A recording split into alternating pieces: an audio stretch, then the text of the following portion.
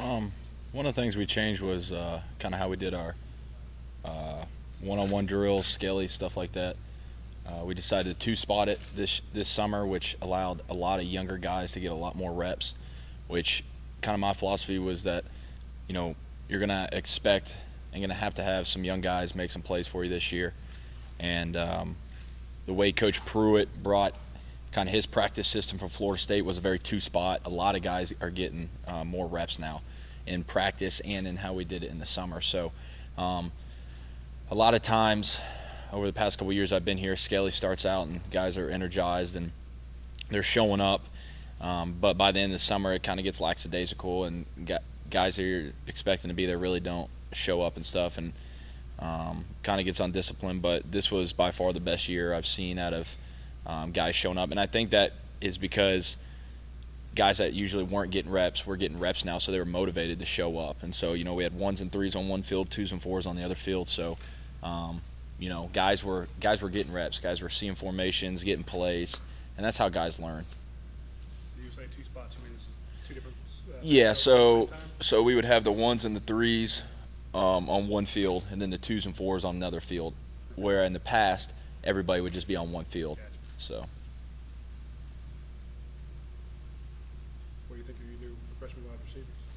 yeah, they're definitely talented. I think all of them are very very bright guys. A lot of them were working with the 2s this summer, and I'll definitely get a lot more reps with them during camp. But just as far as the eye tests, I mean, talent's not an issue. It's just really for these guys, it's just picking up on the playbook. When you look out there as a quarterback, you have all these guys that can make plays, but when you kind of look out there and you see a freshman, you're like, okay, I know we've been over this, but all right, is he going to run what I expect him to run? When I'm throwing this ball, and so it can get it takes a lot of trust and a lot of reps, because it's different from in practice and when 90,000 you're thinking, man, what's going through this guy's head? Because I've been there, So it just takes a lot of reps and a lot of trust.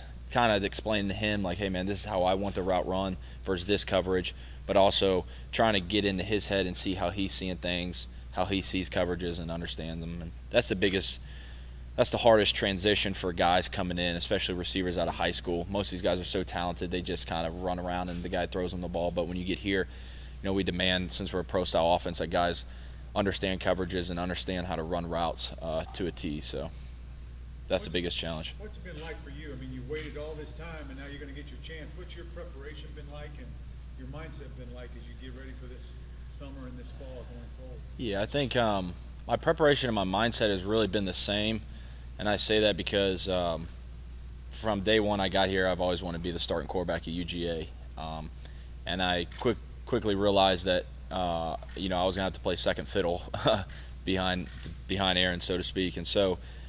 But that never really changed my preparation. Now, was it always easy to come in here and prepare when I knew I wasn't going to get reps, or I knew the outcome really wasn't going to change? That was always very mentally challenging, and it was very hard. And some days I didn't want to do it. But I think why I'm ready is because all those days leading up to this point, I always made a decision I'm going to get better, and it was day by day, day by day. And if I would have taken off the last 4 years or taken off a year, I wouldn't be where I am mentally in the playbook, physically. So I think it's accumulation of day by day. I chose, I may not be working for my reward right now, but I know it's in the future, and that future is now the present right now. So it wasn't always easy, but, I tried to focus on there is a light at the end of the tunnel, and people's what's the word I'm looking for? Opportunity may be different than the guy next to you. The guy next to you may get every opportunity in the world, but you may only get one shot. And if you make the most out of that one shot, then you're going to get another shot and another shot. And so that's what I always tried to do. I always tried to, in practice, make the most of my reps and gain that trust and stuff out of my players and coaches. I've heard do your best every day from a bunch of people. Yeah. Is that kind of like the mindset going into this camp this year? Yeah, I mean, I think that kind of gets cliche. We say, probably in sports just in general, the word "do your best" or "hey, come on, man," stuff like that gets cliche, and especially during camp, it gets so routine and you do kind of the same thing over and over every day that I'm not going to show up every day with 100% enthusiasm. It's it's hard to expect guys to show up when their bodies are hurting, but that's the part of building a team, building that chemistry is like, hey man, I'm the leader of this team and so are other guys, but there's going to be some days where I'm not going to feel like being here and I'm going to need the senior leaders to pick me up. And there's going to be days where I feel like I want to be here and maybe Chris Conley, I can tell, doesn't want to be here. And that's a part of accountability, and that's what we're trying to preach here is, the seniors, we want this to be a player-led team, not a coaches-led team, because that isn't all where how championship teams win, because they're motivated by the leaders and by the seniors on the team and not by the coaches. And we were here last year, and then we were here in the summer, and now we're here. I mean, it's I think the Navy SEAL, what we did with the Navy SEALs this summer was absolutely awesome. It helped me step out of my shell even more as far as how to communicate with guys, and it helped guys like Marlo and Ramit, guys who really aren't that vocal of leaders. It helped them step out and realize, like, man, we got offense and we got defense, but we also need leaders on that side of the ball. We need leaders on the offensive side of the ball, and then there's that team unity. So just stuff like that. Like I said, it's awesome. Like I was telling Coach Rick the other day, to see where our team has come as far as leadership and dependability and stuff like that. Yeah, that was frustrating. I found out about that last night. It happened when me and Malcolm were working out here on Monday. It was just me and him, and he looked great. We were working on some slant routes, and I guess from talking to him last night, he said that the last slant route we ran, it was just the way he planted on it on that fifth step. And I asked him if he knew right away that something was wrong. He was like, yeah, I knew something was wrong. He was like, I was about to keep going. And that's just the kind of guy Malcolm is. I went and saw him in the hotel last night, and he has his leg propped up and ice on it. He's definitely frustrated just from talking to him. A couple of guys went in there and prayed for him, and I think this is his fourth injury. I tried to just go in there and encourage him, and he was pretty upbeat as far as saying he knows he's going to be back. But he made a good point. He's like, I'm not doing anything different than I have over the first 2 years. In the first 2 years, he was pretty healthy. So I think for anybody at that point, it's kind of mental, stuff like that you can't prevent really. It's just kind of the anatomy of the body. You really just hope and pray that guys stay healthy. And so luckily it's, not another ACL injury, so it's definitely a shorter process and recovery time. But, you feel bad for the kid. You really do. Got time for one more? You want to talk about where your bus back there? Yeah.